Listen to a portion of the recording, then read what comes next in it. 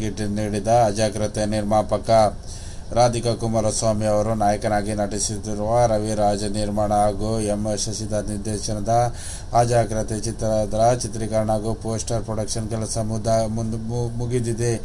ಈಗಲೇ ಚಿತ್ರದ ಮೊದಲ ಪ್ರತಿ ನೋಡಿದ ನಿರ್ಮಾಪಕರು ಖುಷಿಯಾಗಿದ್ದಾರೆ. ಇದರ ಪರಿಣಾಮ ಚಿತ್ರದ ನಿರ್ದೇಶಕರಿಗೆ ದುಬಾರಿ ಕಾರು ಉಡುಗೆ ನೀಡಿದ್ದಾರೆ. ನಿರ್ದೇಶಕರು ಕತೆ ಕೇಳಿದ ರೀತಿಯಲ್ಲಿ ಅದಕ್ಕೂ ಹೆಚ್ಚಾಗಿ ಚಿತ್ರವನ್ನು ಬಹಳ ಚೆನ್ನಾಗಿ ಮಾಡಿ ಮುಗಿಸಿದ್ದಾರೆ. ಚಿತ್ರ ಅದ್ಭುತವಾಗಿ ಮೂಡಿ ಬಂದಿದೆ.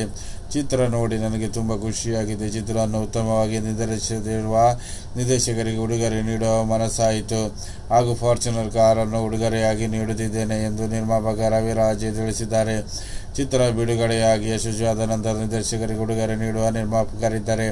ಆದರೆ ಈ ಚಿತ್ರ ಬಿಡುಗಡೆಗೆ ಮುನ್ನ ನಿರ್ದೇಶಕರ ಕಾರ್ಯವನ್ನು ಮೆಚ್ಚಿ ಕಾರನ್ನು ಉಡುಗೊರೆ ನೀಡಿದ್ದಾರೆ. ನಿರ್ಮಾಪಕ ರವಿರಾಜ್ ಬಾಲಿವುಡ್ನ ಖ್ಯಾತ ನಟ ಶ್ರೇಯಸ್ ತಲ್ಮಾಡಿ ಈ ಚಿತ್ರದ ನಾಯಕರಾಗಿ ನಟಿಸಿರುವ ಈ ಚಿತ್ರದ ನಾಯಕರಾಗಿ ರಾಧಿಕಾ ಕುಮಾರಸ್ವಾಮಿ ಅಭಿನಯಿಸಿದ್ದಾರೆ. ಹೆಸರಾಂತ ನಟ ಬಾಬಿ ಸಿಂಹ ಸಹ ಈಗ ಚಿತ್ರತಂಡವನ್ನು ಸೇರಿಕೊಂಡಿದ್ದಾರೆ. ರಾಮ್ ರಮೇಶ್, ಸುನಿಲ್, ಆದಿತ್ಯ ಮೆನನ್, ರಾಘವೇಂದ್ರ, ಶ್ರಾವಣ್, ವಿನಯ ಪ್ರಸಾದ್ ಮುಂತಾದವರು ಚಿತ್ರದಲ್ಲಿದ್ದಾರೆ. ತೆಲುಗು, ಕನ್ನಡ ಸೇರಿದಂತೆ 7 ಭಾಷೆಗಳಲ್ಲಿ ಈ ಚಿತ್ರ ನಿರ್ಮಾಣವಾಗುತ್ತಿದೆ. ಸಂದೀಪ್ ಮಲ್ಲೂರಿ ಛಾಯಾಗ್ರಹಣ, ಶ್ರೀಹರಿ ಸಂಗೀತ ನಿರ್ದೇಶನ ಮತ್ತು ರವಿವರ್ಮ ಅವರ ನಿರ್ದೇಶನ ಈ ಚಿತ್ರಕ್ಕೆ ಸಿಕ್ಕಿದೆ. ಅದೇ ರೀತಿ ಶ್ರೀರಸಿಯ ಅದ್ವೈತನಿಗೆ ಇಂಟರ್ನ್ಯಾಷನಲ್ ಬುಕ್ ಆಫ್ ರೆಕಾರ್ಡ್ ಪ್ರಶಸ್ತಿ.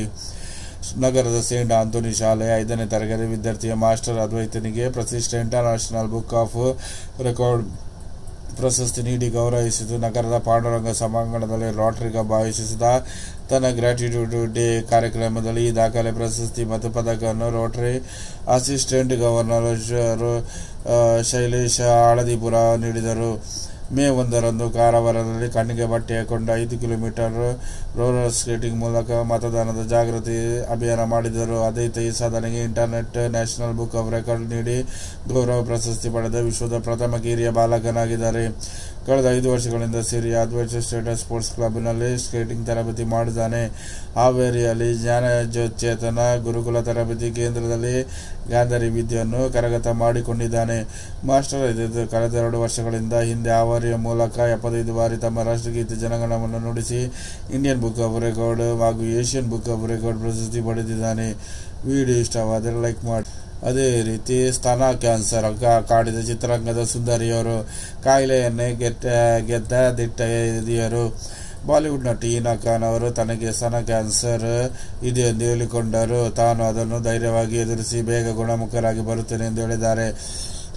ಅಭಿಮಾನಿಗಳ ಹೀನಾ ಖಾನ್ ಅವರು ಆದಷ್ಟು ಬೇಗ ಗುಣಮುಖರಾಗಿ ಬರಲೆಂದು ಹಾರೈಸಿದ್ದಾರೆ.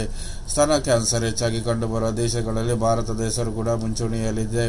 ಕಳೆದ ಕೆಲ ವರ್ಷಗಳಿಂದ 30ರ ವಯಸ್ಸಿನಲ್ಲಿ ದಾಟಿದ ಮಹಿಳೆಯರು ಸ್ತನ ಕ್ಯಾನ್ಸರ್ ಕಾಯಿಲೆ ಹೆಚ್ಚಾಗಿ ಕಂಡುಬರುತ್ತದೆ.